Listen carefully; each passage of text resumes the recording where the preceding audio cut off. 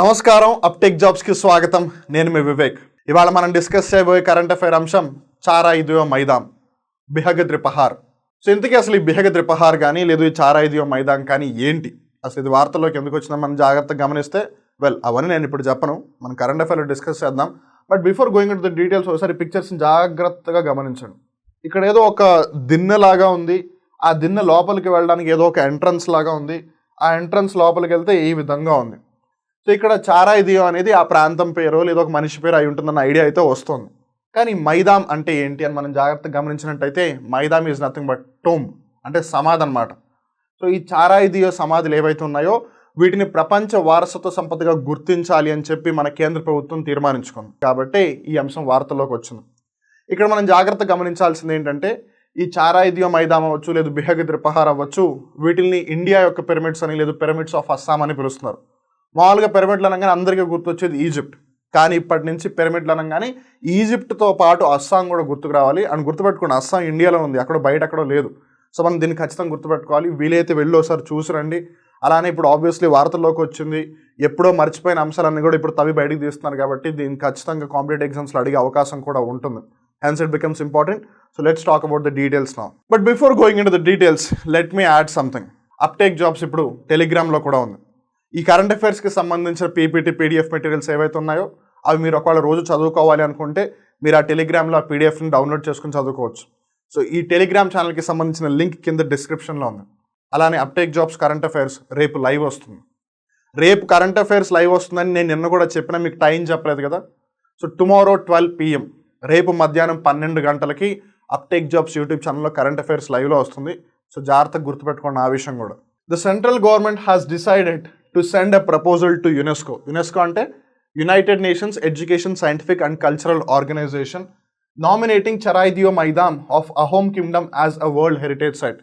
ప్రపంచ వారసత్వ కట్టడంగా దీనిని గుర్తించాలి అని చెప్పి యునెస్కోకి ఈ చరాయిదియో మైదాంని ప్రపోజ్ చేయాలనుకుంటుంది సెంట్రల్ గవర్నమెంట్. అందుకే ఈ అంశం వార్తల్లోకి వచ్చింది. ఇక్కడ మనం జాగ్రత్తగా గమనిస్తే ఈ చరాయిదియో ప్రాంతం ఏదైతే ఉందో దీనిని పిరమిడ్స్ ఆఫ్ అస్సాం అని కూడా పిలుస్తారు. ఇది ఒకప్పుడు అహోమ్ రాజులు ఎవరైతే ఉన్నారో వాళ్ళ యొక్క క్యాపిటల్ అనమాట. దీనిని బిహగ ద్రిపహార్ అని కూడా పిలుస్తూ ఉంటారు. సో కాంపిటేటివ్ ఎగ్జామ్స్లో అహోమ్ రాజుల యొక్క రాజధాని ఏదైనా అడగవచ్చు. అప్పుడు ఒకవేళ చరాయిదియో ఆప్షన్స్లో లేకపోతే మీరు బిహగ ద్రిపహార్నే సెలెక్ట్ చేయాలి. ఈ చరాయిదియోకి సంబంధించి మనం ఏంటి అసలు స్పెషల్ అని గమనిస్తే, Charaideo remind the symbolic centre of Ahom kingdom even though the capital of the kingdom moved many times. అంటే వాళ్ళు బిగినింగ్ ఎప్పుడైతే ఈ అహోమ్ వంశాన్ని స్థాపించారో, అహోమ్ రాజ్యాన్ని ఎప్పుడైతే స్థాపించారో అప్పుడు వాళ్ళు చరాయిదియోని రాజధానిగా చేసుకుని తర్వాత వివిధ కారణాల వల్ల వాళ్ళు చరాయిదియో కాకుండా వేరే రాజధానిని స్థాపించిన Charaideo was still a symbolic place. ఎలా అయితే మనం హైదరాబాద్ అనగానే వెంటనే చార్మినార్ గుర్తొచ్చుకుంటాం, ఇర్రెస్పెక్టివ్ గోల్కొండ లాంటివి ఇంకా చాలా ఉన్నా సరే చార్మినార్ ఒక్కటే మనకు గుర్తొస్తుంది.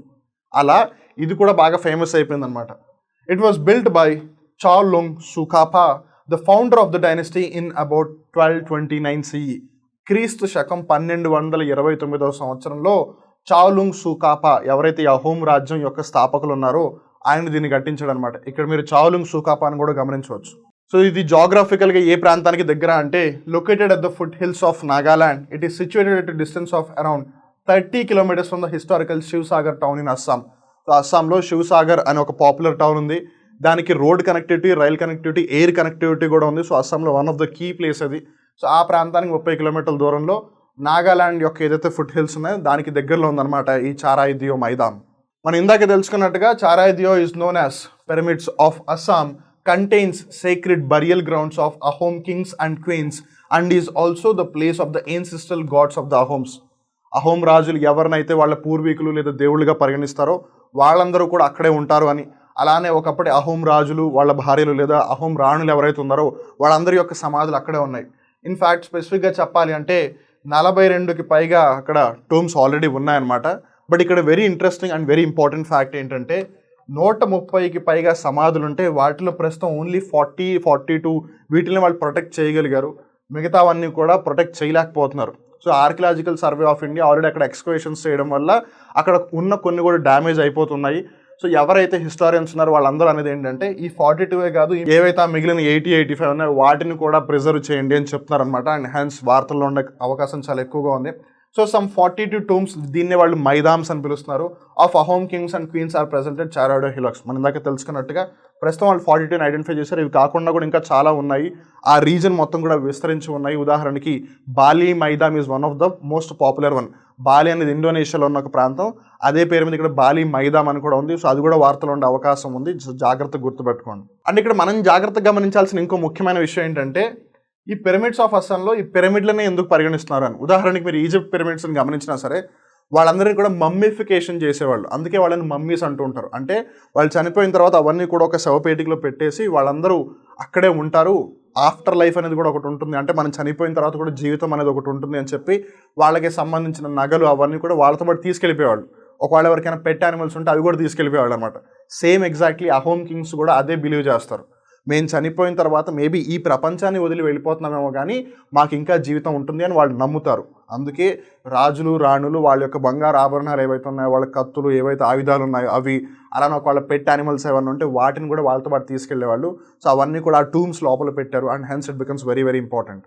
మరి ఈజిప్ట్లో కట్టిన పిరమిడ్లనేమో యునెస్కో వరల్డ్ హెరిటేజ్ సైట్గా గుర్తిస్తూనే 7 వండర్స్ ఆఫ్ ద వరల్డ్లో ఒకటిగా కూడా గుర్తించారు. మరి అలాంటిది మన భారతదేశంలో ఉన్న పిరమిడ్స్ ఆఫ్ అస్సాంని కనీసం ఒక వారసత్వ కట్టడంగా అయితే గుర్తించి తీరాలి కదా ఖచ్చితంగా మనం. So hence it becomes very special and very important as well. So చూసారుగా బిహగద్ రిపహార్ గురించి, అదేనండి చారాయిదియో మైదాం గురించి చూసారు కదా. జాగ్రత్తగా గుర్తుపెట్టుకోండి, వీటినే పిరమిడ్స్ ఆఫ్ అస్సాం అని పిలుస్తున్నారు. కొన్నిసార్లు వీటినే పిరమిడ్స్ ఆఫ్ ఇండియా అని కూడా పిలిచే అవకాశం ఉంది. బికాజ్ ఇప్పటివరకు వేరే చోట అక్కడ కూడా ఫైండ్ అవుట్ చేయలేదు కాబట్టి. అహోమ్ రాజులకి సంబంధించి దిస్ బికమ్స్ వెరీ స్పెషల్.